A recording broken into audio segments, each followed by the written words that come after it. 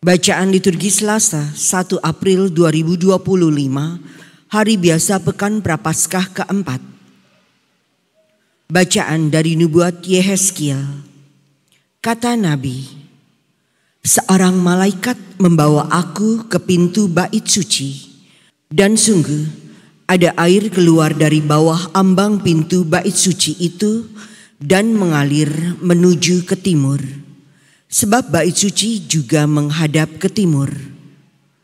Air itu mengalir dari bawah bagian samping kanan dari bait suci, sebelah selatan mezbah.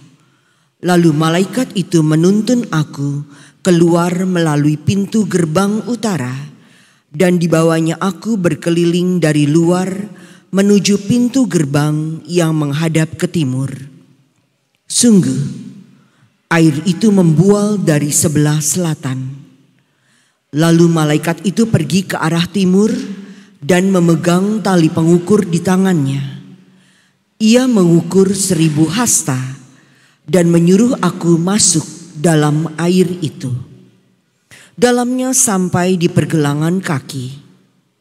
Ia mengukur 1000 hasta lagi dan menyuruh aku masuk sekali lagi dalam air itu. Sekarang sudah sampai di lutut. Kemudian ia mengukur 1000 hasta lagi dan menyuruh aku ketiga kalinya masuk ke dalam air itu. Sekarang sudah sampai di pinggang. Sekali lagi ia mengukur 1000 hasta dan sekarang air itu sudah menjadi sungai di mana aku tidak dapat berjalan lagi, sebab air itu sudah meninggi sehingga orang dapat berenang. Suatu sungai yang tidak dapat diseberangi lagi. Lalu malaikat itu berkata kepadaku, "Sudahkah engkau lihat, hai anak manusia?" Kemudian ia membawa aku kembali menyusur tepi sungai itu. Dalam perjalanan pulang, sungguh sepanjang tepi sungai itu ada amat banyak pohon, di sebelah sini dan di sebelah sana. Malaikat itu berkata kepadaku, "Sungai ini mengalir menuju wilayah timur dan menurun ke Araba Yordan dan bermuara di Laut Asin. Maka air laut yang mengandung banyak garam itu menjadi tawar. Kemana saja sungai itu mengalir, segala makhluk yang berkeriapan di dalamnya akan hidup.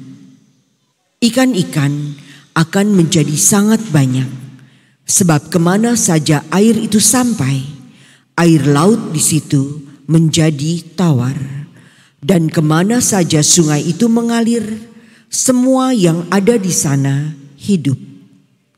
Pada kedua tepi sungai itu tumbuh bermacam-macam pohon buah-buahan yang daunnya tidak layu dan buahnya tidak habis-habis.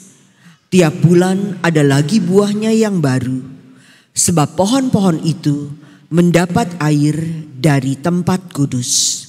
Buahnya menjadi makanan dan daunnya menjadi obat.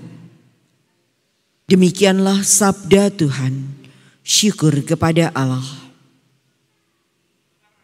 Tuhan semesta alam menyertai kita.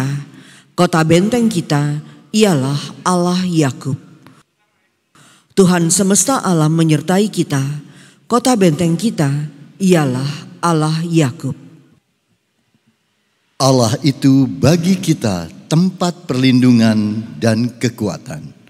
Sebagai penolong dalam kesesakan sangat terbukti. Sebab itu kita tidak akan takut sekalipun bumi berubah, sekalipun gunung-gunung goncang di dalam laut. Tuhan semesta alam menyertai kita. Kota benteng kita ialah Allah Yakub. Kota Allah, kediaman yang maha tinggi, disukakan oleh aliran-aliran sebuah sungai. Allah ada di dalamnya. Kota itu tidak akan goncang.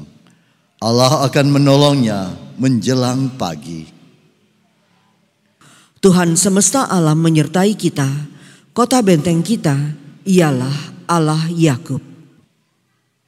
Tuhan semesta alam menyertai kita, kota benteng kita ialah Allah Yakub. Pergilah, pandanglah pekerjaan Tuhan yang mengadakan pemusnahan di bumi. Tuhan semesta alam menyertai kita, kota benteng kita ialah Allah Yakub. Terpujilah Kristus Tuhan,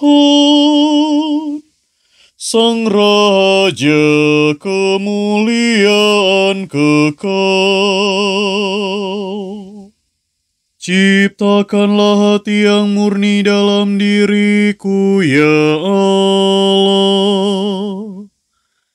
Berilah aku sukacita karena keselamatanmu. Terpujilah Kristus Tuhan, Sang Raja kemuliaan kekal. Inilah Injil suci menurut Yohanes. Dimuliakanlah Tuhan. Pada hari raya orang Yahudi, Yesus berangkat ke Yerusalem. Di Yerusalem, dekat pintu gerbang domba, ada sebuah kolam yang dalam bahasa Ibrani disebut Betesda. Serambinya ada 5, dan di serambi-serambi itu berbaring sejumlah besar orang sakit. Ada di situ seorang yang sudah 38 tahun lamanya sakit. Ketika Yesus melihat orang itu berbaring di sana, dan karena ia tahu bahwa ia telah lama dalam keadaan itu, berkatalah ia kepadanya, "Maukah engkau sembuh?" Jawab orang sakit itu kepadanya, "Tuhan, tidak ada orang yang menurunkan aku ke dalam kolam itu apabila airnya mulai goncang. Dan sementara aku sendiri menuju kolam itu, orang lain sudah turun mendahului aku." Kata Yesus kepadanya, "Bangunlah, angkatlah tilammu dan berjalanlah." Dan pada saat itu juga sembuhlah orang itu.